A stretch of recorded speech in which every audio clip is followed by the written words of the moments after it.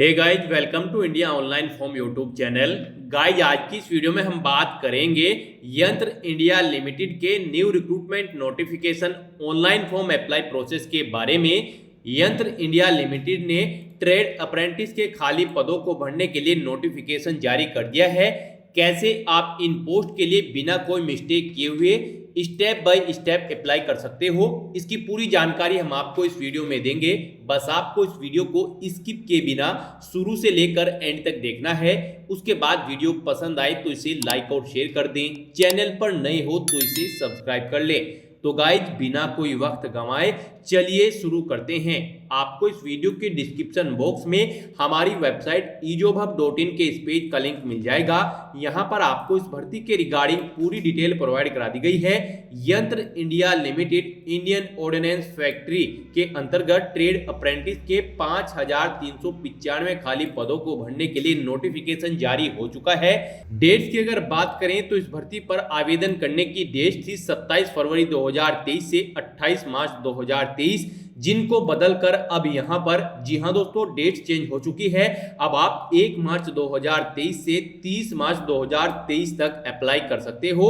यहां पर आपको इस पेज को नीचे स्क्रॉल डाउन करना है और इंपॉर्टेंट लिंक सेक्शन में आकर डिटेल नोटिफिकेशन पीडीएफ, इस लिंक पर क्लिक करके इस भर्ती के ऑफिशियल नोटिफिकेशन को ओपन कर लेना है।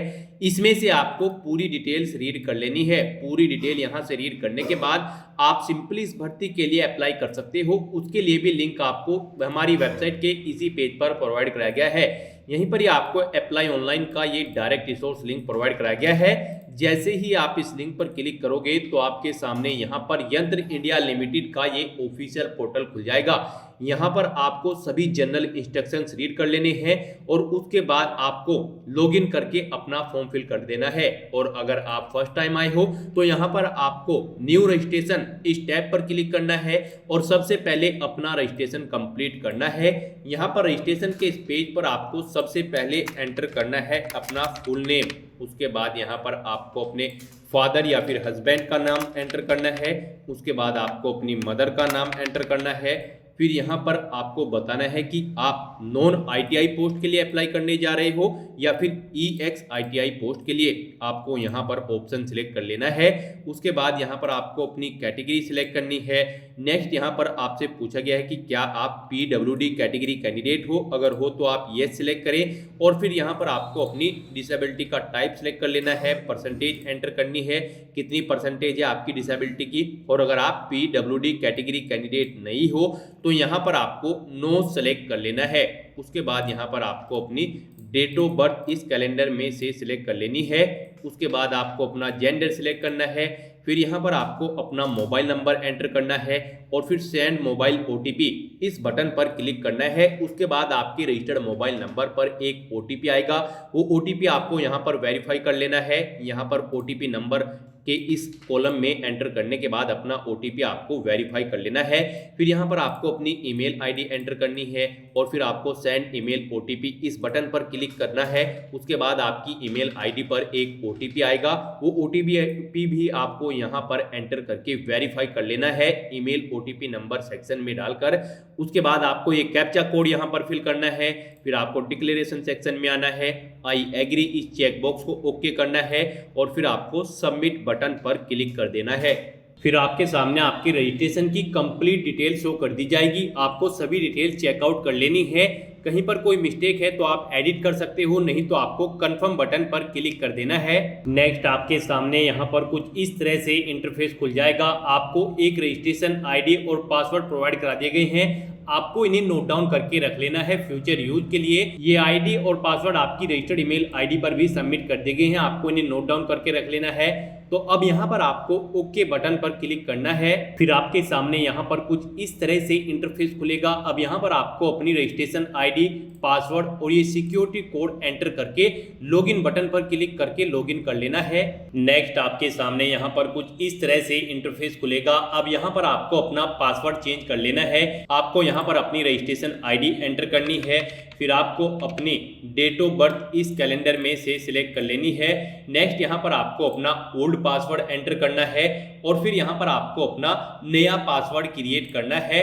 आपका नया पासवर्ड कम से कम 8 कैरेक्टर का होना चाहिए और ये अल्फा न्यूमेरिक फॉर्मेट में होना चाहिए। मींस आपके पासवर्ड में कम से कम एक अपर केस कैरेक्टर, एक लोअर केस कैरेक्टर, एक इंटीजर नंबर और एक स्पेशल कैरेक्टर जैसे कि @ या फिर डॉलर होना चाहिए। इस तरह से यहाँ पर आपको अपना पासवर्ड सेट कर लेना है और फिर आपको वही पासवर्ड कन्फर्म न्यू पासवर्ड इस फील्ड में एंटर करना है और सबमिट बटन पर क्लिक कर देना है। फिर आपके सामने मैसेज शो हो जाएगा, आपका पासवर्ड सक्सेसफुली चेंज हो चुका है, आपको ओके करना है और फिर आपके सामने यहाँ पर लॉगिन का ये इंटरफेस खुल जाएगा। यहाँ पर आपको इस पेज को नीचे स्क्रॉल डाउन करना है और लॉगिन टू अप्लाई टैब पर क्लिक कर देना है। उसके बाद आपको अपनी रजिस्ट्रेशन आईडी और पासवर्ड एंटर करना है। अब यहाँ पर आपको अपना नया पासवर्ड एंटर करना है जो आपने अभी अभी चेंज किया है। उसके बाद आपको ये सिक्योरिटी कोड यहाँ पर एंटर करना है और लॉगिन बटन पर क्लिक करके लॉगिन कर लेना है। नेक्स्ट आपके सामने यहाँ पर कुछ इस तरह से इंटरफेस खुलेगा। आपकी रजिस्ट्रेशन आईडी और पासवर्ड आपको शो कर दिया गया है, आपका नया पासवर्ड। अब यहाँ पर आपको ओके बटन पर क्लिक करना है। उसके बाद आपके सामने यहाँ पर कुछ इस तरह से इंटरफेस खुलेगा। अब यहाँ पर आपको अपनी कॉन्टैक्ट डिटेल्स फिल कर देनी है। यहाँ पर आपको अपना पोस्टल एड्रेस एंटर करना है। उसके बाद यहाँ पर आपको अपना स्टेट सिलेक्ट कर लेना है, फिर आपको अपना डिस्ट्रिक्ट सिलेक्ट करना है, अपना पिन कोड एंटर करना है। नेक्स्ट आपसे पूछा गया है कि क्या आपका परमानेंट एड्रेस सेम है आपके कॉन्टैक्ट एड्रेस यानी कि पोस्टल एड्रेस के अकॉर्डिंग। अगर सेम है तो यहाँ पर आप यस करें, नहीं तो आप नो सिलेक्ट करें एंड सिलेक्ट करें और फिर अपना परमानेंट एड्रेस एंटर कर दे। यहाँ पर अपनी कॉन्टैक्ट डिटेल फिल करने के बाद आपको सबमिट बटन पर क्लिक करना है।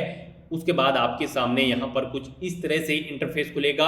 अब यहाँ पर आपको अप्लाई/एडिट के नीचे इस अप्लाई बटन पर क्लिक करना है। उसके बाद आपके सामने यहाँ पर कुछ इस तरह से इंटरफेस खुल जाएगा।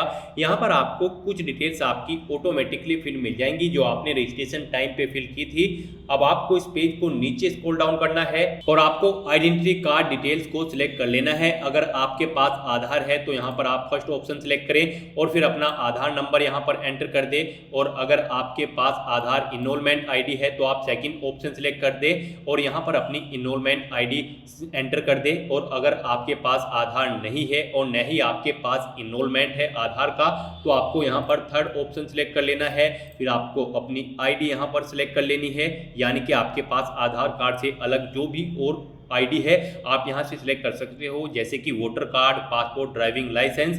और फिर आपको यहाँ पर अपनी आईडी का नंबर एंटर कर देना है। तो यहाँ पर अगर आपके पास आधार है तो आपको फर्स्ट ऑप्शन सिलेक्ट कर लेना है और फिर यहाँ पर आपको अपना आधार नंबर एंटर कर देना है।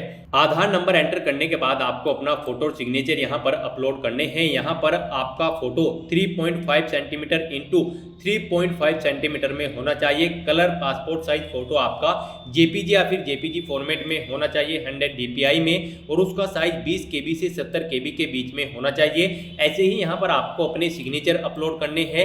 आपके सिग्नेचर का साइज भी 20 से 30 KB के बीच में होना चाहिए। 100 dpi में जेपीजी या फिर जेपीजी फॉर्मेट में आपको चूज फाइल बटन पर क्लिक करना है, फाइल को सिलेक्ट कर लेना है और फिर उसके बाद आपको अपलोड बटन पर क्लिक करके अपना फोटो और सिग्नेचर यहाँ पर अपलोड देने हैं। उसके बाद आपको सेव एंड कंटिन्यू बटन पर क्लिक करना है। नेक्स्ट आपके सामने यहाँ पर कुछ इस तरह से इंटरफेस खुल जाएगा। अब यहाँ पर आपको अपनी क्वालिफिकेशन की डिटेल फिल करनी है। यहाँ पर हम आपको नॉन ITI की पोस्ट के लिए अप्लाई करके दिखा रहे हैं। जी हाँ दोस्तों, यंत्र इंडिया लिमिटेड के अंतर्गत यहाँ पर ITI अप्रेंटिस, जी हाँ दोस्तों, और नॉन ITI अप्रेंटिस के लिए भर्ती होने जा रही है। हम यहाँ पर आपको नॉन ITI की पोस्ट के लिए अप्लाई करके दिखा रहे हैं। तो यहाँ पर आपको अपनी 10वीं क्लास की डिटेल को फिल करना है। यहाँ पर अगर आप ITI अप्रेंटिस के लिए अप्लाई करने जा रहे हो तो आपके पास 10वीं क्लास पास होना जरूरी है और ITI का सर्टिफिकेट होना जरूरी है। और नॉन ITI अप्रेंटिस की पोस्ट के लिए बस आपका 10वीं क्लास पास होना जरूरी है किसी वेल रिकॉग्नाइज्ड बोर्ड या फिर स्कूल से। तो यहाँ पर आपको अपनी 10वीं क्लास की डिटेल फिल करनी है। यहाँ पर आपको देना है अपने बोर्ड या फिर एग्जाम अथॉरिटी का नाम। उसके बाद यहाँ पर आपको अपने स्कूल का नाम एंटर करना है। फिर आपने अपनी 10वीं क्लास किस ईयर में पास आउट की है वो ईयर आपको सिलेक्ट कर लेना है। फिर आपको अपनी मार्कशीट का नंबर एंटर करना है 10वीं क्लास की। फिर आपको अपना रिजल्ट का टाइप बताना है कि आपका रिजल्ट मार्क्स में था, CGPA में था या फिर ग्रेडिंग सिस्टम में था। मार्क्स अगर आप यहाँ पर सिलेक्ट करते हो तो सबसे पहले यहाँ पर आपको साइंस के मार्क्स एंटर करने हैं। साइंस में आपने कितने मार्क्स ऑब्टेन किए थे, टोटल कितने मार्क्स थे वो आपको एंटर करने हैं। इनके अकॉर्डिंग आपकी परसेंटेज कैलकुलेट होकर आ जाएगी। फिर आपको अपने मैथ के मार्क्स यहाँ पर एंटर करने हैं, टोटल कितने मार्क्स थे वो एंटर करने हैं। इनके मार्क्स आपके यहाँ पर कैलकुलेट होकर शो हो जाएंगे। यहाँ पर आपका 10वीं क्लास में आपके पास साइंस और मैथ होना जरूरी है इस भर्ती में पार्टिसिपेट करने के लिए। तो यहाँ पर आपको अपनी 10वीं क्लास के साइंस और मैथ के मार्क्स एंटर कर देने हैं। फिर ऑल सब्जेक्ट के सभी मार्क्स आपको यहाँ पर एंटर करने हैं। फिर टोटल कितने मार्क्स थे बाकी के सब्जेक्ट के वो यहाँ पर आपको एंटर करने हैं। इनके अकॉर्डिंग आपकी परसेंटेज कैलकुलेट होकर आ जाएगी। तो इस तरह से यहाँ पर अपनी 10वीं क्लास की डिटेल फिल करने के बाद अब आपको सेव एंड कंटिन्यू बटन पर प्रेस कर देना है। नेक्स्ट आपके सामने यहाँ पर कुछ इस तरह से इंटरफेस खुलेगा। अब यहाँ पर आपको अपनी फैक्ट्री सिलेक्ट कर लेनी है, जिस फैक्ट्री में आप जॉब करना चाहते हो। Ordnance cable factory, Chandigarh, Nagpur, Bolangir, आप अपनी चॉइस के अकॉर्डिंग यहाँ से अपनी कोई भी फैक्ट्री सिलेक्ट कर सकते हो। उसके बाद यहाँ पर आपको कुछ इस तरह से इंटरफेस शो होगा। अब यहाँ पर आपको ट्रेड के लिए प्रेफरेंसेस सेट कर देना है। यहाँ पर जिस फैक्ट्री को आपने सिलेक्ट किया है उसमें मैकेनिस्ट की पोस्ट है, तो यहाँ पर आपको प्रेफरेंस सेट कर देना है 1 2 3। आप अपनी चॉइस के अकॉर्डिंग यहाँ से प्रेफरेंसेस सेट कर सकते हो। उसके बाद आपको सेव एंड कंटिन्यू बटन पर क्लिक करना है। फिर आपके सामने यहाँ पर कुछ इस तरह से इंटरफेस खुलेगा। अब यहाँ पर आपको अपना आधार कार्ड और 10वीं की मार्कशीट अपलोड कर देनी है। और अगर आप रिजर्व कैटेगरी से बिलोंग करते हो या फिर PWD कैटेगरी से बिलोंग करते हो तो आपको उनके सर्टिफिकेट्स भी यहाँ पर अपलोड कर देने हैं। हम यहाँ पर आपको UR कैटेगरी से फॉर्म फिल करके दिखा रहे हैं। उनके लिए यहाँ पर आपको आधार कार्ड और अपनी 10वीं की मार्कशीट अपलोड करनी है। आपका आधार कार्ड PDF, JPG या फिर JPG फॉर्मेट में होना चाहिए। 100 से 200 KB उसका साइज रखा गया है। ऐसे ही यहाँ पर आपकी 10वीं की मार्कशीट भी PDF, JPG या फिर JPG फॉर्मेट में होनी चाहिए। 100 से 200 KB के बीच में उनका साइज होना चाहिए। तो यहाँ पर अब आपको चूज फाइल बटन पर क्लिक करना है, फाइल को सिलेक्ट कर लेना है और अपना आधार और 10वीं की मार्कशीट को यहाँ पर अपलोड बटन पर क्लिक करके अपलोड कर देना है। उसके बाद आपको डिक्लेरेशन सेक्शन में आना है और I accept that I have gone through all the instructions, आपको इस चेकबॉक्स को ओके करना है और फिर फाइनल सबमिट बटन पर क्लिक कर देना है। उसके बाद आपके सामने पॉपअप शो हो जाएगा कि क्या आप फाइनली अपना फॉर्म सबमिट करना चाहते हो। यहाँ पर अगर कोई मिस्टेक है तो आप एडिट बटन पर क्लिक करके एडिट कर सकते हो, नहीं तो आपको कंफर्म बटन पर क्लिक करना है। नेक्स्ट आपके सामने यहाँ पर कुछ इस तरह से इंटरफेस खुल जाएगा। आपके एप्लीकेशन फॉर्म का पूरा प्रीव्यू आपको शो कर दिया गया है। आपको सभी डिटेल्स 1 बाय 1 करके केयरफुली चेक कर लेनी है। अगर कहीं पर कोई मिस्टेक है तो आप एडिट बटन पर क्लिक करके एडिट कर सकते हो, नहीं तो आपको यहाँ पर अब कंफर्म बटन पर क्लिक कर देना है। इस तरह से यहाँ पर आपका एप्लीकेशन फॉर्म सक्सेसफुली सबमिट हो चुका है। आपका अप्लाई का सेक्शन यहाँ पर ग्रीन शो कर दिया जाएगा। अब आपको अपना एप्लीकेशन फीस का पेमेंट करना है। उसके बाद आपको अपने एप्लीकेशन फॉर्म का प्रिंट आउट ले लेना है। तो यहाँ पर आपको पेमेंट के इस ऑप्शन पर क्लिक करना है। उसके बाद आपके सामने यहाँ पर पेमेंट का ये कुछ इस तरह से इंटरफेस खुल जाएगा। आपको इस चेकबॉक्स को ओके करना है। यहाँ पर आपको आपकी कैटेगरी के अकॉर्डिंग एप्लीकेशन फीस का अमाउंट शो कर दिया जाएगा। यहाँ पर गाइस, जी हाँ दोस्तों, यहाँ पर अगर आप अनरिजर्व कैटेगरी से बिलोंग करते हो या फिर OBC कैटेगरी से तो आपको 200 रुपये plus GST charges application fees के रूप में जमा कराने हैं। और SC ST वुमेन PWD और अदर कैटेगरी कैंडिडेट को यहाँ पर 100 रुपये प्लस GST चार्जेस फीस के रूप में जमा कराने होंगे। तो यहाँ पर आपको इस चेकबॉक्स को ओके करना है और अब आपको क्लिक टू प्रोसीड इस बटन पर क्लिक करना है। नेक्स्ट आपके सामने यहाँ पर कुछ इस तरह से इंटरफेस खुल जाएगा। यहाँ पर आप अपना एप्लीकेशन फीस का payment debit card, credit card, net banking, UPI wallet या फिर NEFT के जरिए कर सकते हो। अगर यहाँ पर आप डेबिट कार्ड या क्रेडिट कार्ड सेलेक्ट करते हो तो यहाँ पर आपको अपना कार्ड नंबर एंटर करना है। फिर आपको उसका एक्सपायरी मंथ और ईयर सेलेक्ट कर लेना है। फिर अपने कार्ड का आपको CVV या फिर CVC नंबर यहाँ पर एंटर करना है। उसके बाद आपको कार्ड होल्डर नेम यहाँ पर एंटर करना है और पे नाउ बटन पर क्लिक कर देना है। पे नाउ बटन पर क्लिक करते ही आपके एप्लीकेशन फीस का पेमेंट हो जाएगा। उसके बाद आपके एप्लीकेशन फॉर्म की सभी टास्क कंप्लीट हो जाएगी। नेक्स्ट यहाँ पर आपको अपने एप्लीकेशन फॉर्म का एक प्रिंट आउट ले लेना है फ्यूचर यूज के लिए, फ्यूचर रेफरेंस के लिए। तो गाइस, ऐसे आप अपना यंत्र इंडिया लिमिटेड का ट्रेड अप्रेंटिस का ऑनलाइन फॉर्म फिल कर सकते हो। आज की वीडियो में बस इतना ही। आई होप ये वीडियो आपको पसंद आई होगी। अगर पसंद आई हो तो इसे लाइक और शेयर करें। चैनल पर नए हो तो इसे सब्सक्राइब कर लें। Thanks for watching.